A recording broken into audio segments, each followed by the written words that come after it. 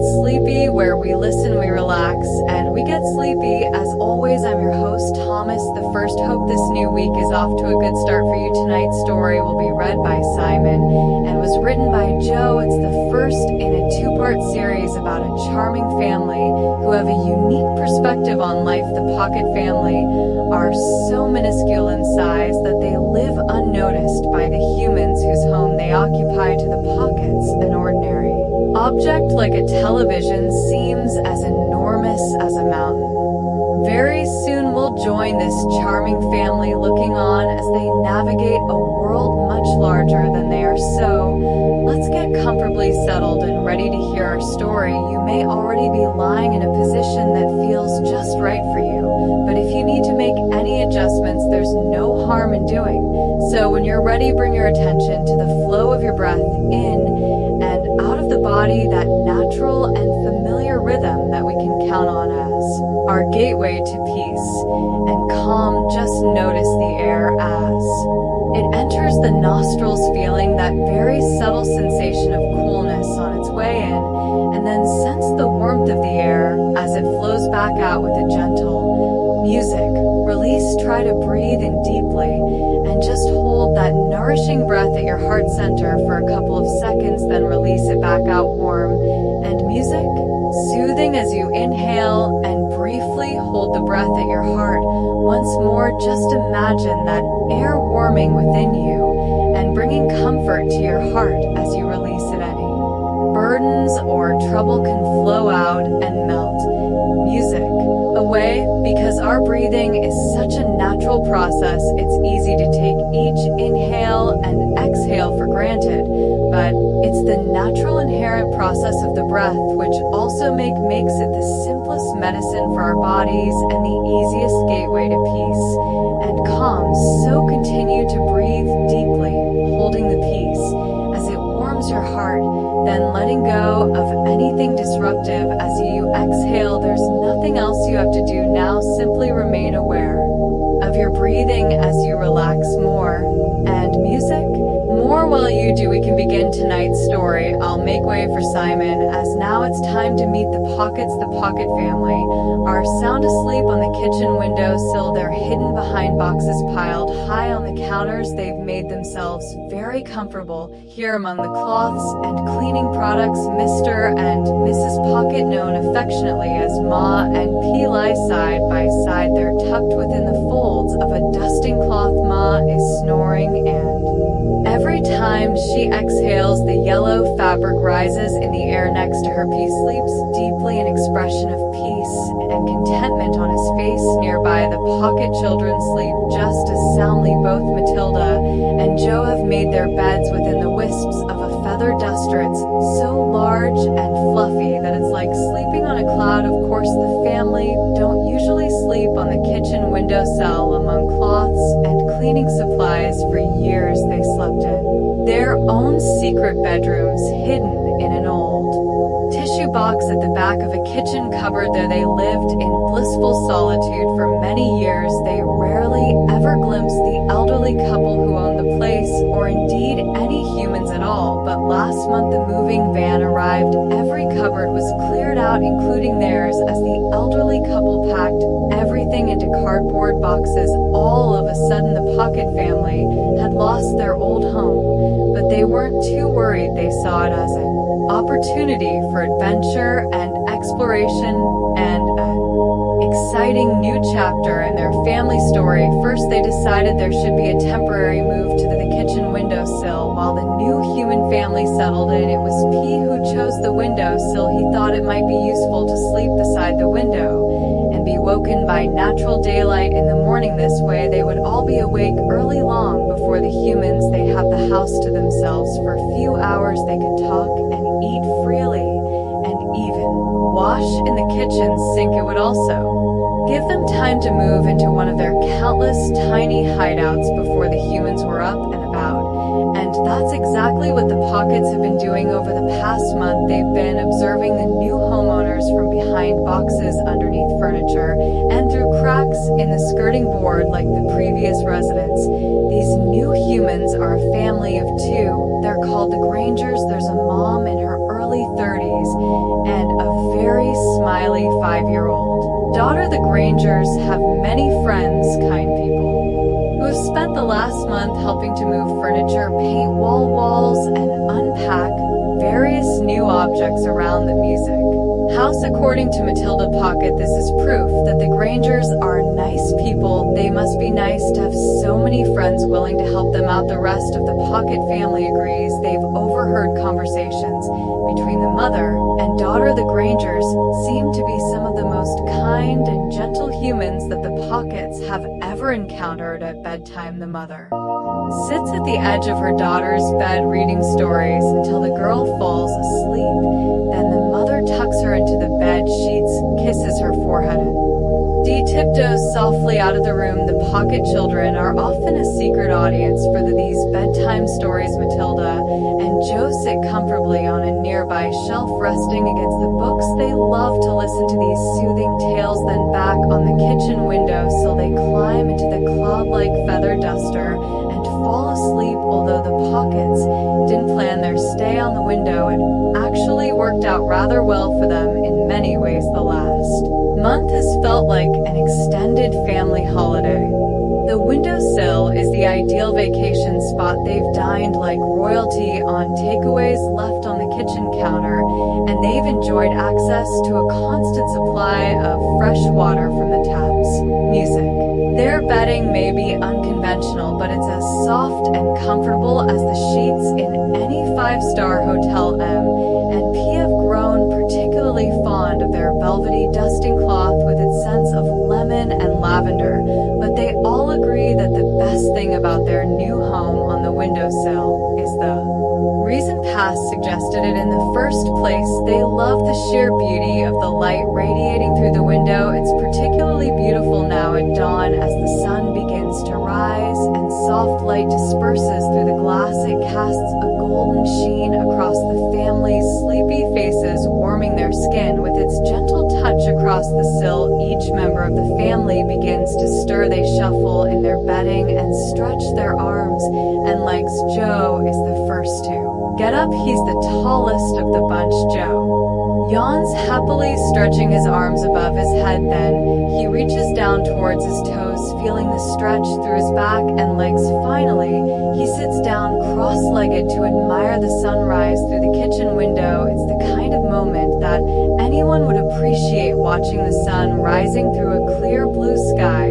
But having spent a lifetime waking in the back of a dark cupboard, Joe particularly appreciates this view. So do the rest of the Pockets, who soon come to sit beside him. Recently, this has become their morning ritual. They climb out of bed, sit facing the glass, and look out at the sunrise together. They watch as the massive orb of golden light slowly inches upwards in the sky. It gradually reveals the natural beauty at the back of the house. There's a rectangular lawn bordered by rose beds with a stone fountain at its center. Beyond the grass stands a typical wooden shed, painted the same chestnut red as the fence that encloses the space. To human eyes, it seems like an attractive yet ordinary garden, but the tiny people on the windowsill see it differently. Through their eyes, everything is elevated in size and grandeur. The garden becomes a kingdom protected by the soaring fences that stretch up towards the sky. The shed is like a massive royal palace, a vision of chestnut red magnificence shimmering in the sunlight. And in front of the palace, there are the royal gardens. It's a vast landscape of emerald countryside, flanked on either side by rose bushes as tall as trees. They look like an enchanted forest, its canopy sprinkled with ruby-like blooms. It's a spectacular sight. And what stands out above all else is the garden's most recent addition, the ivory fountain at its center. At the top, water spills from the tip of a beautiful stone pineapple, cascading downwards into a large round basin. This basin allows the water to spill over its sides, flowing into an even larger pool below. It's a feast for the music, eyes for the Pockets. This splendid fountain looks enormous, like an Egyptian pyramid. This morning, the Pockets sit by the window and admire the fountain, meditating on its sound. To human ears, it's a calm, trickling sound, but to the Pockets, it's a series of magnificent gushing Niagara Falls right outside the window. As the sun rises, patterns of light bounce on the water resembling sparkling diamonds. The sight is so beautiful that P feels inspired. Turning to his wife and children, he says that even after they leave the windowsill, he hopes they'll return here. Often once the sun has risen, the family slip down from the sill one by one, making their way past the kitchen sink. They often have showers in the sink, taking it in turns to climb down the plug chain and stand beneath the dripping tap. There's nothing quite like that cool water to rouse the senses in the morning. But today they're just passing by. There's no need for an invigorating wash right now with the prospect of adventure ahead. The pockets are energized and more cheerful than ever. The humans have settled down with their furniture in place and the walls freshly painted. So now it's time for the pockets to explore and find a new place to call home. Over the past few weeks, they've all spent a lot of time thinking about where they might like to live. Each member of the family has a preferred place in mind. Em and Pa are great believers in fairness and equality, so they've decided that each person choice will be looked at, and music considered. The location of their next home will be chosen by family vote. The first person to showcase his choice is PA. This is why he's leading the wall. Why now? Protruding from his backpack are two repurposed toothpicks. These are his walking sticks, which are very handy when crossing uneven terrain. The pockets are experienced explorers, so everyone has their own walking sticks and backpacks filled with equipment. These are things collected over the years, repurposed to form an effective adventurous kit. The pockets rely on these tools, but whenever they head out, for instance, their climbing ropes are a combination of knotted strings, safety pins, and picture hooks. Thanks to these ropes, they've managed to scale every surface, no matter how tall or wide, smooth or rocky. Right now, the pockets resemble a group of expert hikers, but instead of striding through the countryside, they're crossing marble worktops. As they journey through the kitchen, they weave in and out of spice racks and sugar bowls. Then, after traversing the perimeter of the sink, they step onto the electric oven top. It's as smooth as an ice rink, so they hold hands, forming a chain to stay upright. Their movements become smooth and effortless, and they glide across the glassy surface like a professional ice skating team. This feels wonderful, more like flying than walking. Everyone is delighted when PA turns around at the cooker edge and leads them back out onto the glass. They twist and twirl, moving so gracefully that you'd think they were one person. Not for all of the pockets beam from ear to ear, even as they leave the cooker and make their way towards PA's chosen place. They've almost arrived now. They pull out the climbing ropes and ascend the microwave, with Par leading the way. Then once they're all standing on top of the microwave, P throws his rope upwards. It goes up through a rectangular gap in the base of the cupboard above them. Pulling on the rope, Par checks that the picture hook at the other end is fixed firmly into place. Then he climbs up the rope until he's inside the cupboard and waits for the others to join him. For the rest of the family, this cupboard seems a little unusual. It's the first time they've seen one with a giant mechanical device inside it. This is the human's boiler. It provides the heat that keeps the house nice and warm. He leads them behind the machine to a spot where bowls of cotton wool have been laid out like a sofa and chairs. At Pal's suggestion, the family sit down, their tiny bodies sinking into the snug fabric of the cotton wool. Instantly, they're struck by the coziness of this place and the blanket of warm air around the boiler. It's a lovely, relaxing spot, the kind of place where one might sit and read a book, especially on days when it's cold and wet outside. When P brings out a tray of tiny foil mugs filled with hot chocolate, it feels even more like home. As he serves them out, he explains that all it takes is a speck of cocoa dust, a drop of water from the nearby tap, and a minute beside the boiler. Then there's enough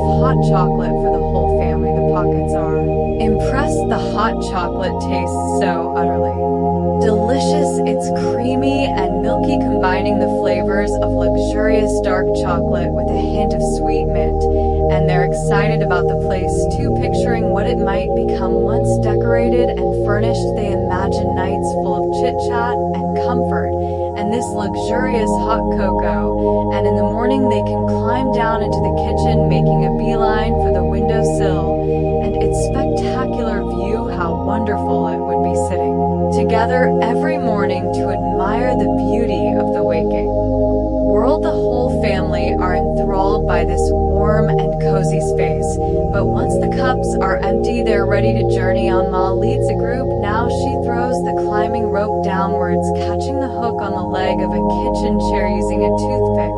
She secures herself to the rope then with her arms raised, and a look of childlike mischief on her face. She zip wires down the rope. She lands effortlessly on the kitchen floor. The rest of the family soon follow. They all smile as they glide down, exhilarated by the ride. Then they walk on across the smooth floor and below the towering height of the kitchen.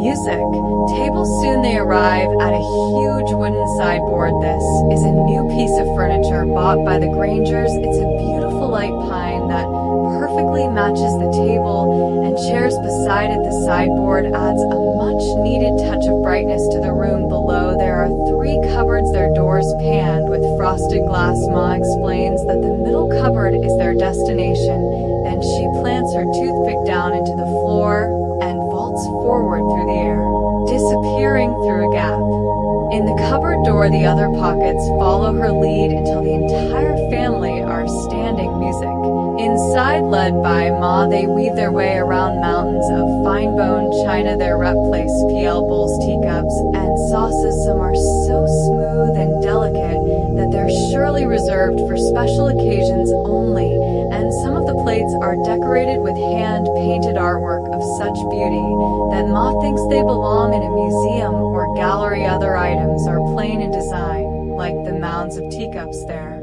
Curved surfaces are so well polished that they're like mirrors. Matilda is particularly amused by her reflection.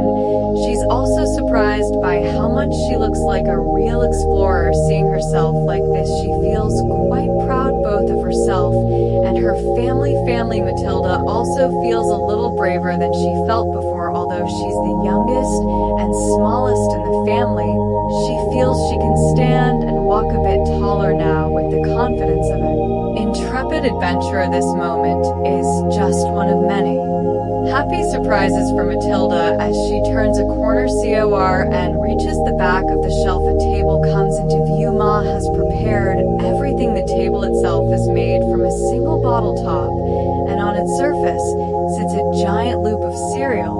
It's a breakfast unlike any the pockets have seen before. This single piece of cereal looks like a giant donut of chocolatey, honey-sweet loveliness, and it's so large it could feed the pockets for a fortnight. As they look on in wonder, Ma explains her discovery. It seems that the little human girl eats cereal for breakfast every day. She always eats in the chair right beside this cupboard, and as she's rather a messy eater, she scatters morsels of delicious food. Music everywhere. So right beside this cupboard there is an endless supply of delicious food, and not only at breakfast time, but at lunch and dinner too. The pockets sit down around the table, their bellies rumbling at the sight of smell of the food. Then, without another word, they all tuck in, savoring the taste of the sweet, crunchy cereal. I think we could be very happy here, declares Matilda as she chews the last of her cereal, and it's much lighter than the last cupboard, says PA. The others nod in agreement. The family relax, feeling utterly satisfied after their sweet, hearty breakfast. Once more they begin to daydream, picturing what it might be like to live here. Though it's not as warm as PA's spot in the boiler cupboard, it feels just as comfortable and homely in here, and the thought of eating food like this each and every day is very tempting indeed. Joe could almost move in right now, but later when the pockets have left the cupboard, Joe remembers that it's his turn to act as group leader. He springs into action, leading the group back across the kitchen floor. Daylight fills the kitchen. Now it's mellow and golden like the light itself. some places the floor is speckled with patterns of sunshine reflected through the window the family walk through one. Such pattern finding themselves suddenly awash in gorgeous, powerful sunlight beneath their feet. The bath floor becomes sand-likey in appearance, and in the background, they can hear the ever-flowing water of the fountain outside, which sounds like the waves of a vast ocean. It's as if the family have been transported thousands of miles away to some exotic beach destination. Indeed, by the time they exit this tropical little spot, the tiny family are positively glowing as they prepare to traverse the fluffy hallway carpet. Their moods are carefree and relaxed. Perhaps this is why their walk over the creamy carpet feels so effortless. But even so, it's a rather lengthy journey and not the easiest of terrains to cross. It's times like these that the family are especially grateful to be together. They all hold hands as they walk among the thick velvety carpet fibers, supporting each other just as they did music. Before this particular carpet has only recently been laid, and it's the family's first crossing. Ma is as simply struck at its softness and bounciness, and everyone appreciates that new carpet. Smell it stays with them all throughout their journey, lingering on their clothes as they st through another open doorway and into the living music room. Of all the rooms in the house, this one is perhaps the most altered by the new homeowners. Gone is the burgundy carpet that Ma never liked, and in its place is a floor of polished mahogany. The old wallpaper has been replaced with sun-soaked terracotta paint-framed artwork decorates the walls, displaying scenes from nature. Next to them are simpler pieces, most likely drawn by the Granger child. In the middle of the room sits a massive leather sofa. It's a comfy spot for viewing the TV that's directly music. Opposite, raised high on the wall, this is without a doubt the biggest screen that the family have ever encountered. Matilda gasps at the sight of it while her parents chuckle quietly. It's hardly surprising that their son would choose such a place. Living beside a giant cinema screen would be a dream come true for Joe. But as the family followed Joe across the glossy floorboards, then up onto the coffee table, they soon realized that their assumptions are wrong. Joe isn't leading them to the sofa, to a crevice in the cushions which offers a view of the screen. Instead, he takes them across the coffee table to a sight far more impressive than the television. There in the center of the table sits a large rectangular fish tank teeming with life. Joe beams. He looks like a proud treasure hunter, showing off his findings. Then he strolls across the table towards the tank and invites his family to sit down within the indentation of a decorative panel on the table. It's a great spot for the pockets. This little space is deep enough for them to remain hidden and slanted at the perfect angle to take in the tank. As the family sits side by side, they examine the marine and plant life in the vast aquarium. There are chunks of driftwood twisting beautifully in different directions, with fish of every color fluttering through the branches. Even the tiniest fish seem enormous, and each one has its own unique mixture of colors and patterns. One fish in particular is a striking shade of red and has large petal-like fins. Joe explains that he has named this fish Rose. In part, this is because of her color, which is the same ruby red as the roses in the garden, and the way she moves also reminds him of rose petals. Her movements are so smooth and flowing. She's like a petal floating through the water. For the third time today, the family are impressed. They all think it might be quite marvelous to move to such a place. Parr in particular has often dreamed of living beside the water. If they moved here, the family would have their own private ocean, a source of constant beauty and entertainment. And besides, it wouldn't be so difficult to set up their furniture beneath the nearby sofa leg, or perhaps in one of the table drawers below. But PA is soon pulled from his daydreams. Matilda stands up ready to show off her own pick of locations. Before the family cast their votes, striding forward with confidence, she apps down the coffee table, landing softly on the smooth mahogany floor. Then She turns though not towards the hallway as the others expect. Music. Instead, she guides the family further into the living room. They go past the coffee table and around the back of the sofa. Only Matilda has visited this spot, which is why she can't resist looking back at her family to flash a knowing smile, as she knows what is just around the corner. She finds it difficult to contain her delight, and very soon the rest of her family are equally delighted. Right there against the living room wall is the little girl's dollhouse. It's so tall that its roof nearly reaches the arm of the sofa. The dollhouse opens out to reveal 3 floors of various rooms connected by stairs at each level and a lift at the side. There's a kitchen and living room on the ground floor, and a dining room and bathroom above on the top floor. There are the bedrooms. One is larger with a double bed at its center, and there are also 2 smaller rooms with single beds. Like every room in the house, the bedrooms are beautifully decorated and furnished with the most modern and